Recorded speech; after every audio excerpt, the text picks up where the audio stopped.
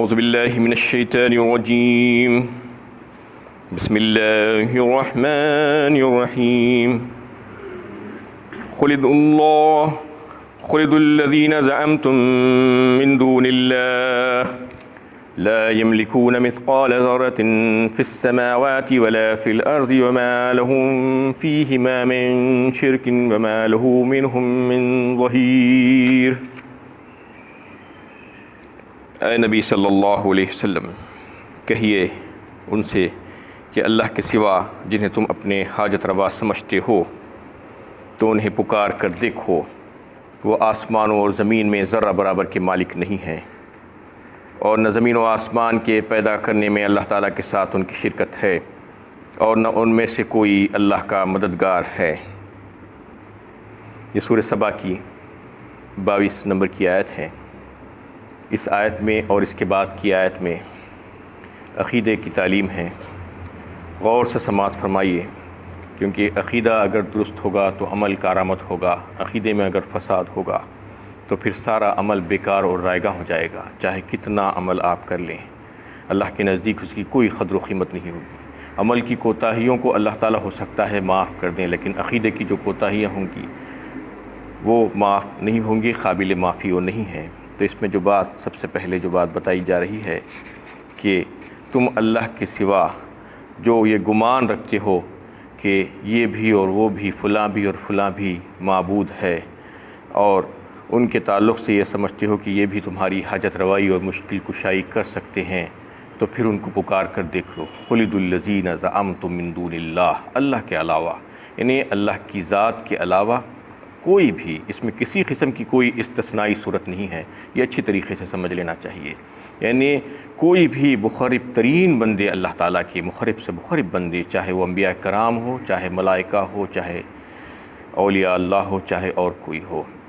کسی کا بھی جو ہے اس میں نفی کر دی گئی کہ اللہ کے سوا جو بھی تم یہ سمجھتے ہو جن کے تعلق سے کہ وہ تمہاری حاجت روائی اور مشکل کشائی پر قدرت رکھتے ہیں، تو پھر ان کو پکار کر دیکھ لو وہ تمہارا کیا جواب دیتے ہیں، کیا وہ تمہاری مشکل کشائی کر سکتے ہیں۔ اس میں جو بات بتائی گئی ہے کہ وہ تو ذرے برابر کے بھی مالک نہیں ہیں، خیر و شر کے آسمان اور زمین میں کہیں پر بھی ذرے کے بھی مالک نہیں ہیں، تو پھر جو ہے تم ان سے کیا مانگ سکتے ہو، کیا تمہاری وہ مشکل کشائی کر سکتے ہیں۔ یعنی نہ پیدائش میں، نہ موت میں، نہ تصرفات میں، نہ ملکیت میں، کسی چیز میں بھی اللہ تعالیٰ نے کسی کو کچھ اختیار نہیں دیا ہے، یہ بات اللہ تعالیٰ واضح فرما رہے ہیں اس میں۔ اور اگر کوئی یہ سمجھ رہا ہے کہ وہ بھی کچھ کر سکتے ہیں تو پھر ان کو پکار کر دیکھو۔ اصل میں ہوتا یہ ہے کہ معبود، لوگ یہ کہتے ہیں کہ ہم ان کو معبود نہیں سمجھتے، یہ فلاں اور فلاں کے پاس ہم جو جاتے ہیں تو وہ تو ہم جو ہے کوئی دوسری وجہ سے ان کے پاس جاتے ہیں۔ اللہ تعالیٰ اس کا بھی تذکرہ مختلف صورتوں میں کی ہیں کہ ہم ان سے سفارش کرواتے ہیں، ہماری جو ہے سفارش ہی ہے، یا ہمیں جو ہے اللہ کا قرب دلانے کے لیے ہم جو ہے ان کے پاس جاتے ہیں۔ سورہ زمر میں جو ہے اس کا تعلق سے اللہ تعالیٰ نے ظاہر فرمایا۔ تو یہ سب باتیں بیکار ہیں۔ اس میں اللہ تعالیٰ نے بتا دیا کہ معبود کسے کہتے ہیں۔ اصل میں معبود جو ہے کہا جاتا ہے اس کو جس کے لیے لوازم عبادت ہو۔ لوازم عبادت کون سی ہیں؟ رکوع کرنا، سجدہ کرنا، قربانی کرنا، طواف کرنا، نظر و نیاز، منتیں مرادیں مانگنا، دعائیں کرنا، راست اور جو ہے التجائیں کرنا، اور گریہزاری کرنا، الوزاری کرنا، یہ تمام لوازم عبادت ہے۔ اس میں سے کوئی بھی چیز اگر کوئی کسی کے پاس جا کر رہا ہے کہ کوئی اللہ تعالیٰ کے سوا، تو پھر یہ سمجھ لینا چاہیے کہ وہ اس کی عبادت کر رہا ہے، چاہے وہ 1000 بار کہے کہ میں عبادت نہیں کر رہا ہوں، لیکن اللہ تعالیٰ جو ہے کہیں گے کہ تم نے عبادت کی اس کی، اس لیے کہ یہ لوازم عبادت صرف اور صرف خاص طور پر اللہ ہی کے لیے مخصوص ہے، اللہ تعالیٰ کے علاوہ کسی اور کے لیے یہ لوازم عبادت نہیں ہو سکتے۔ اگر کوئی یہ سمجھ رہا ہے کہ میرا معبود سوائے اللہ کے کوئی اور نہیں ہے، تو پھر یہ تمام چیزیں صرف اور صرف اللہ ہی کے لیے ہونی چاہیے، اللہ کے سوا کسی اور کے لیے نہیں ہونی چاہیے۔ اللہ تعالیٰ نے اس کو واضح فرما دیا اس میں کہ کسی کے پاس کوئی اختیارات نہیں ہیں، اور ہم نے کسی کو کچھ اختیار نہیں دیا، اور ہمارے کام میں کوئی ساجی اور شریک نہیں ہے، اور کسی کو جو ہے کوئی اختیار نہیں ہے، اور کوئی بھی جو جو ہے ہمارا مددگار نہیں ہے۔ اللہ تعالیٰ فرماتے ہیں کہ ہمارے لیے ہم جو ہے کسی کا تعاون ہمیں درکار نہیں ہے، اور ہمیں جو ہے کسی کے رائے مشورے کی ضرورت نہیں ہے۔ ہم تنہا جو ہے ہم سارے کام انجام دیتے ہیں، اور کسی کے مدد کی اور کسی کے جو ہے حاجت روائی کی اور کسی کی سفارش کی ہمارے پاس کوئی ضرورت نہیں ہے۔ یہ بات بالکل واضح فرما دی گئی کہ بلا شرکت غیر اللہ تعالیٰ جو ہے ساری کائنات کو چلا رہے ہیں، اس میں کسی کا تعاون وہ نہیں لے رہے ہیں۔ وَلَا تَنفَعُ الشَّفَاعَةُ عِندَهُ إِلَّا مَنْ أَذِنَ لَهُ، اور نہ ان میں سے کوئی اللہ کا مددگار ہے، اور قیامت کے دن دیکھ لیں گے کہ اللہ تعالیٰ کے پاس کوئی سفارش کسی کے کام نہ آئے گی، اور نہ کوئی اپنے طور پر سفارش کرنے کا مجاز ہوگا سوائے اس کے جس کے لیے اللہ تعالیٰ نے سفارش کی اجازت دی ہو۔ اور دوسری آیت میں شفاعت اور سفارش جسے کہتے ہیں، یہ بھی جو ہے عقیدے میں بہت بگاڑ ہے آج ہمارے امت میں، جو ہے عوام الناس میں لوگ اس کو کیا سے کیا سمجھ لیے ہیں۔ تو سفارش اور شفاعت کام نہیں آئے گی، اللہ کے پاس اس کا کوئی نفع نہیں ہوگا سوائے اس کے جس کو اللہ تعالیٰ نے اجازت دی ہے، اس میں بات آئی ہے۔ اور جو ہے دوسری دیگر صورتوں میں جو ہے مختلف انداز میں اللہ تعالیٰ نے اس کو واضح فرمایا۔ یومئذ لا تنفع الشفاعۃ الا من اذن له الرحمن ورضی له قولا کہا، سورہ طٰہٰ پارہ 16 میں، اور سورہ نجم پارہ 27 میں بھی جو ہے اللہ تعالیٰ نے جو ہے کچھ کم و بیش ایسے ہی الفاظ کے ساتھ جو ہے فرما دیا ہے کہ یعنی آسمانوں میں جو بھی فرشتے ہیں ان کی بھی سفارش کام نہیں آئے گی۔ اس طریقے سے یہ واضح کر دی گئی بات کہ سفارش اور شفاعت کیسی ہوگی۔ پہلی چیز تو قیامت میں ہوگی، دنیا میں نہیں ہوگی، یہ بات سمجھ لینا چاہیے۔ یہ سفارش اور شفاعت جو ہوگی وہ محشر میں ہوگی، اور محشر میں کون کریں گے؟ اللہ تعالیٰ جس کو اجازت دیں گے وہی کریں گے۔ کس کو اجازت دیں گے؟ اللہ تعالیٰ سب سے پہلے انبیاء کرام کو اجازت دیں گے، اور جو ہے شہداء کو اجازت دیں گے، اولیاء اللہ کو اجازت دیں گے، ملائکہ کو اجازت دیں گے۔ اس طریقے سے جو ہے اللہ کے جو نیک بندے ہیں ان کو جو ہے اللہ تعالیٰ اجازت دیں گے، جس میں حفاظ کرام بھی ہوں گے، اور بہت سے اللہ تعالیٰ کے صلحاء بندے ہوں گے، ان کو اللہ تعالیٰ اجازت دیں گے کہ تم سفارش کرو۔ اور پھر کس کی سفارش کرو وہ بھی کہا جائے گا، یعنی فلاں کی اور فلاں کی تم سفارش کر سکتے ہو۔ اصل میں اصول یہ ہے سفارش کا کہ سفارش کسی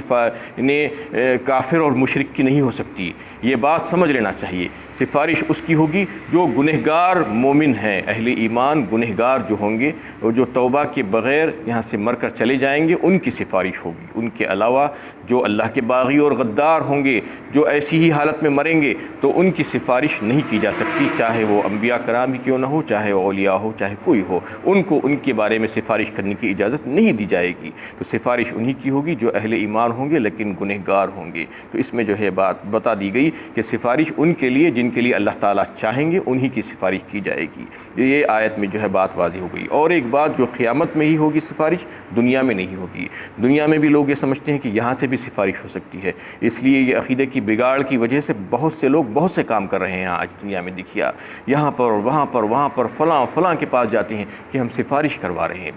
جبکہ سفارش دنیا میں نہیں ہے۔ دنیا میں تو اللہ تعالیٰ نے عمل کا دروازہ کھول کے رکھ دیا ہے پہلے ہی، عمل کرتے جائیے، توبہ کا دروازہ کھلا ہوا ہے، توبہ کرتے جائیے، اللہ سے معافی مانگتے جائیے۔ خود آپ کے تعلق سے اللہ تعالیٰ فرما رہے ہیں کہ میں تو تمہارے قریب ہوں، بندوں کے قریب ہوں، اور اس کی دعائیں سنتا ہوں، اس کی حاجتیں پوری کرتا ہوں، اور اس کو جو ہے جو کچھ وہ مانگتا ہے میں عطا کرتا ہوں۔ اور پھر اللہ کے جو نیک بندے ہیں ان سے دعا کی درخواست کی جا سکتی ہے، ان کو جو ہے واسطہ بنا کر دعا کی درخواست کی جا سکتی ہے، جیسا کہ جو ہے واقعہ پیش آیا تھا مدینے میں جب حضور صلی اللہ علیہ وسلم جب اس دنیا سے جو ہے پردہ فرما گئے تھے، اور یعنی حضرت عمر رضی اللہ تعالیٰ عنہ کے دور خلافت میں قحط پڑا مدینے میں، اور جو ہے پانی کے لیے لوگ ترس رہے تھے، تو حضرت عمر رضی اللہ تعالیٰ عنہ نے حضرت عباس رضی اللہ تعالیٰ عنہ، حضور کے جو سگے چچا تھے، وہ اس وقت موجود تھے، حیات سے تھے، تو ان کا ہاتھ پکڑ کر اللہ سے دعا کری، آسمان کی طرف ان کا ہاتھ پکڑ کر اٹھایا اور کہا کہ یا اللہ، یہ حضور کے چچا ہے ہمارے، ہم میں موجود ہیں، آپ ان کے واسطے سے ہم آپ سے دعا کرتے ہیں،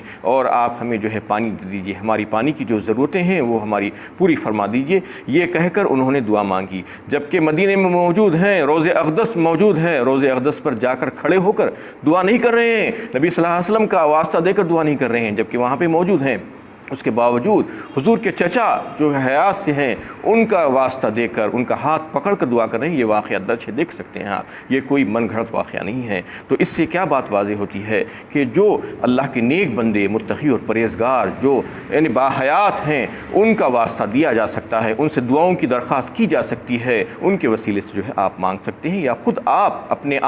اپنے گناہوں کو جو ہے بخشوانے کے لیے اپنے اچھے اور نیک اعمال کا واسطہ دے کر اللہ سے دعائیں مانگ سکتے ہیں، توبہ کر سکتے ہیں اللہ سے، جب تک کہ زندہ ہیں، جب تک کہ اللہ تعالیٰ نے موقع دیا ہے۔ جب یہاں سے مر کر چلے جائیں گے تو پھر جو ہے یہ دارالعمل جو ہے وہ ختم ہو جائے گا۔ تو اس میں جو بات واضح کر دی گئی ہے، اس عقیدے کو بالکل یعنی سمجھ لینا چاہیے کہ یہاں دنیا میں رہ کر آپ ان سے اور ان سے جو ہے جو لگانے کی کوشش کرتے ہیں جو اس دنیا میں نہیں ہے، جو مرحومین ہیں، یہ عقیدہ بالکل غلط ہے، یہ عقیدہ صحیح نہیں ہے۔ قیامت میں سفارش ہوگی، یقیناً ہوگی، اور یہ بات تو جو ہے قرآن سے جو ہے نص قرآنی سے بھی اور حدیث متواتر احادیث سے ثابت ہے، لیکن کس کے لیے ہوگی اور کس کو اجازت ہوگی یہ بات بھی واضح کر دی گئی۔ اور یہ عقیدے اگر جو ہے واضح اور صحیح ہو جائیں گے، اس کا فساد دور ہو جائے گا، تو ہمارا تھوڑا سا عمل بھی جو ہے کارآمد ہو جائے گا، فائدہ مند ہو جائے گا۔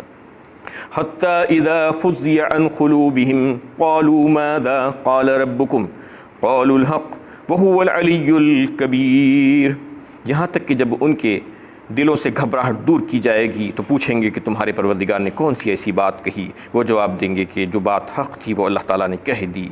اور وہی علو شان عظیم المرتبت ہے۔ اس میں فرشتوں کی بات آ رہی ہے کہ جب اللہ تعالیٰ انہیں احکامات نازل فرماتے ہیں وحی کے ذریعے سے، تو فرشتوں کا حال یہ ہوتا ہے کہ وہ گھبراہٹ اور خوف کی وجہ سے کانپنے لگتے ہیں۔ اللہ تعالیٰ اس میں بتا رہے ہیں کہ اتنے گھبرا جاتے ہیں، اور وہ ایک دم جو ہے بے ہوشی کی سی کیفیت ان کے اوپر طاری ہو جاتی ہے، اور جو حاملان عرش جو فرشتے ہیں وہ فوراً اللہ کی تسبیح بیان کرنا شروع کر دیتے ہیں۔ اس کے بعد اس کے نیچے کے آسمان کے جو فرشتے ہیں ان کو سن کر وہ تسبیح بیان کرنا شروع کر دیتے ہیں، ایک کے بعد دیگرے۔ یہ سلسلہ جو ہے آخری آسمان تک، آسمان دنیا تک جو ہے آ جاتا ہے، اور سارے کے سارے فرشتے اللہ کی تسبیح بیان کرنا شروع کر دیتے ہیں جب کبھی اللہ تعالیٰ کوئی حکم نازل فرماتے ہیں۔ اس کے بعد جب ان کے ہوش و حواس درست ہوتے ہیں تو پھر ایک دوسرے سے پوچھنے لگتے ہیں کہ کیا فرمایا آپ کے رب نے۔ یہ معاملہ فرشتوں کا ہے کہ اتنے معزز فرشتے، اتنے عبادت گزار فرشتے، ان کو اتنا خوف اور اتنا ڈر اللہ تعالیٰ کا ہوتا ہے، اور پھر ایک دوسرے کو جواب دینے لگتے ہیں کہ وہی جو حق ہے اللہ تعالیٰ نے فرمایا، وہو العلی الکبیر، اور اللہ تعالیٰ کی علو شان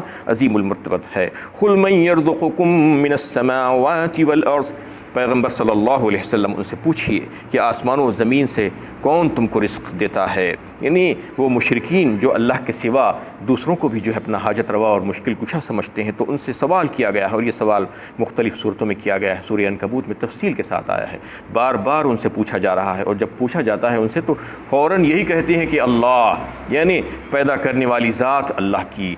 آسمان و زمین سے رزق دینے والی ذات اللہ کی، آسمان سے بارش برسانے والی ذات اللہ کی، چاند اور سورج کو مسخر کرنے والی ذات اللہ کی۔ یہ بات مشرکین بھی جو ہے قبول کرتے ہیں اس بات کو۔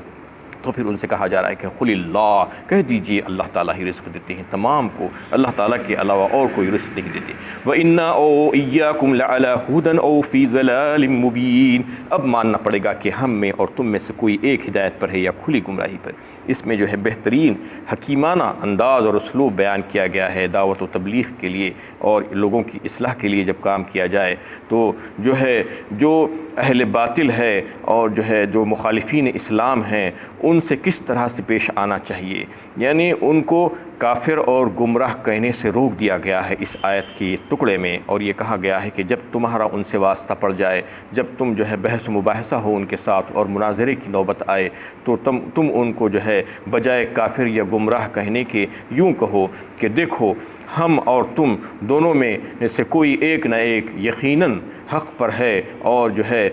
سیدھے راستے پر ہے، ہدایت پر ہے، اور یعنی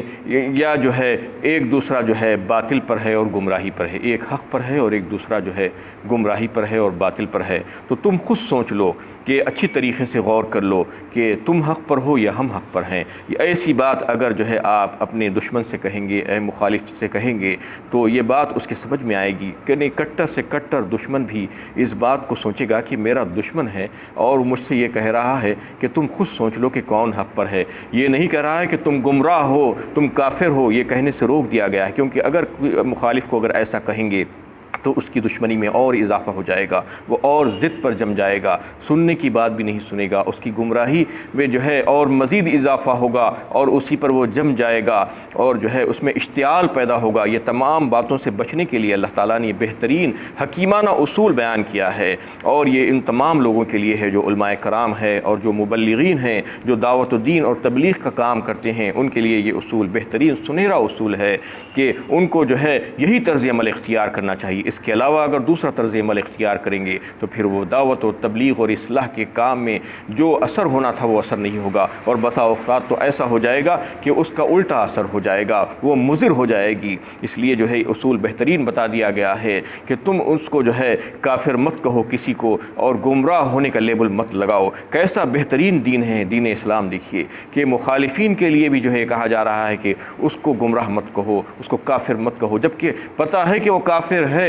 اور یہ پتہ ہے کہ وہ اللہ کا باغی ہے اور غدار ہے، اس کے باوجود ان سے ترشروئی کے ساتھ ان سے جو ہے بد کلامی نہیں کرنا، بلکہ ان کے ساتھ بدتمیزی نہیں کرنا، بلکہ اچھی اور نرم بات کرنا، اور ان کو گمراہ نہیں کہنا، ان کو کافر نہیں کہنا۔ تو پھر ہمارے دینی بھائی جو ہیں، جو کلمہ گو ہیں، کیا ان کو گمراہ کہا جا سکتا ہے؟ کیا ان کو کافر اور مشرک کہا جا سکتا ہے؟ آج دیکھیے کہ تھوڑی سی